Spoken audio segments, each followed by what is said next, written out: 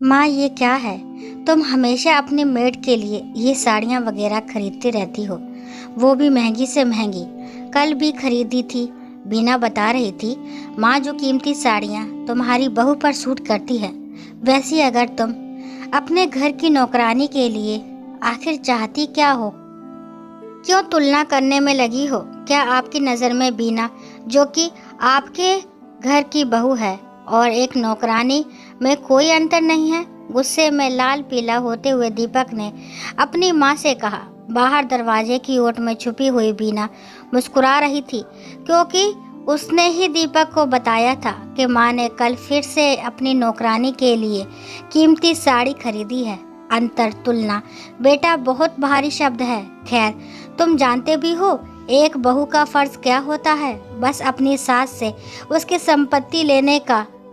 बेटा, मैं जो करती हूँ सोच समझकर ही करती हूँ, और मैं तुम्हारे पैसों का नहीं बल्कि अपने स्वर्गीय पति के पैसों का सदुपयोग करती हूँ। सुधा गर्भ से बोली। मैं कुछ समझा नहीं माँ। तुम्हें बताया था, मगर तुम भी अपनी पत्नी के कहे पर ही। खैर, मैं बुरा नहीं मानती, जीवन साथी हो उसके, मगर बेटा एक अच्छे जीवन साथी का फर्ज अपने साथी को अच्छा बुरा बताकर समझाने का भी होता है, केवल आंख बंद करके हाँ में हाँ मिलाते हुए रहने का नहीं। माँ, साफ साफ कहो ना, आखिर बात क्या है? जानते हो, बीना ने मुझे कहा था, माँ आपका ये सोने का हार मुझे चाहिए, इतना खूबसूरत है और कीमती भी।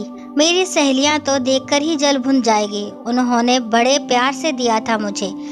मेरे बाद ये सब है ही किसका? तेरा और बहू का। मैंने खुशी खुशी उसे दे दिया। उस दिन तू भी था ना, जब तेरे चचेरे भाई की शादी में हम सबको जाना था। मेरा सिर दर्द हो रहा था, ये तुझे भी पता था, मगर तू तैयार होकर बाहर गाड़ी निकालकर हॉर्न बजाकर बहू को बुला रहा था। और बीना तैयार होकर बाहर आई और मुझसे बोली, मैं निकल रही हूँ मम्मी जी, आप अपना ख्याल रखिएगा। ख्याल? उसे बस अपनी कीमती साड़ी और सोने का हार दिखाने की जल्दी थी, सास की फिक्र नहीं। जाना तो हम सबको था ना, क्या रुककर मेरे सिर को प्यार से सहलाया नहीं जा सकता था? मुझे डॉक्टर के पास पहले लेकर जाया नहीं जा सकता था, मगर तुम्हें अपना स्टेटस मेंटेन करना जरूरी था। शादी में दोनों को ही जाना था। मेरी हालत ऐसी नहीं थी कि मैं उठकर खाना बना पाती। जब बहू को कहा कुछ बनाकर दे जाओ, तो वे बोली, होटल रेस्टोरेंट से ऑर्डर कर लीजिए, और तैयार होकर निकल गई। उस वक्त मेरी आंखों में पानी भर आया था। जिस वक्त अपनों का साथ जरूरी हो, उस वक्त बेटे बहू को पार्टी जरूरी लगती है, अपनी माँ नहीं। तभी अपनी कामवाली आ गई। मैं दरवाज़ा खोलकर वापस बिस्तर पर आकर लेट गई। तभी बामुश्किल 5 मिनट ही बीते थे कि वे कमरे में आ गई और बोली, आप यहाँ क्यों लेटी हुई हैं? बाहर आकर बैठिए ना। आपकी हमेशा की तरह मीन मेख निकालने वाली बातें और मुझसे किच किच करने वाली बातें कीजिए ना। काम में मन लगा रहता है और काम भी अच्छा होता है। अच्छा, तुझे मेरा किचकिच करना बुरा नहीं लगता? नहीं माँ जी, बल्कि मुझे तो बहुत खुशी होती है।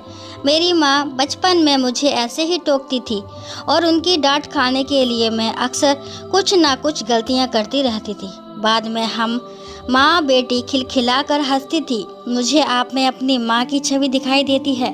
अरे चलिए ना। नहीं, आज नहीं। क्यों, क्या हुआ है आपको? वो आज तबीयत खराब है, सर में बहुत दर्द है। जब मैंने कहा तो वह बोली, अरे तो पहले बताना चाहिए था ना। रुकिए, कहकर वे तेजी से रसोई घर में गई, और जब वे वापस आई तो उसके हाथ में तेल की कटोरी थी। मेरे सर में मालिश करनी और सिर दबाते हुए सहला रही थी। उस वक्त बहुत सुकून मिला। फिर उसने पूछा, मैंने कुछ खाया? मैंने कहा, अभी बनाना है। वो रसोई घर में गई और झटपट खिचड़ी बनाकर ले आई। उस वक्त मुझे बहू की याद आ रही थी। माँ, मैं आपकी बहू नहीं, बेटी हूँ। बेटी?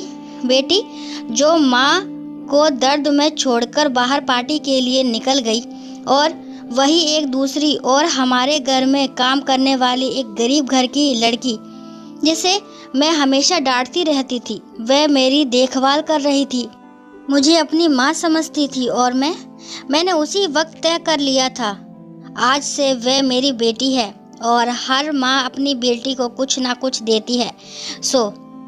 और हाँ, बहू को बता देना, आगे से अपनी तुलना मेरी बेटी से मत करना, कहकर सुधा जी टीवी चलाकर देखने लगी। वही दीपक कमरे से बाहर दरवाजे की ओट में छुपी हुई अपनी पत्नी बीना को देखते हुए बाहर निकल आया।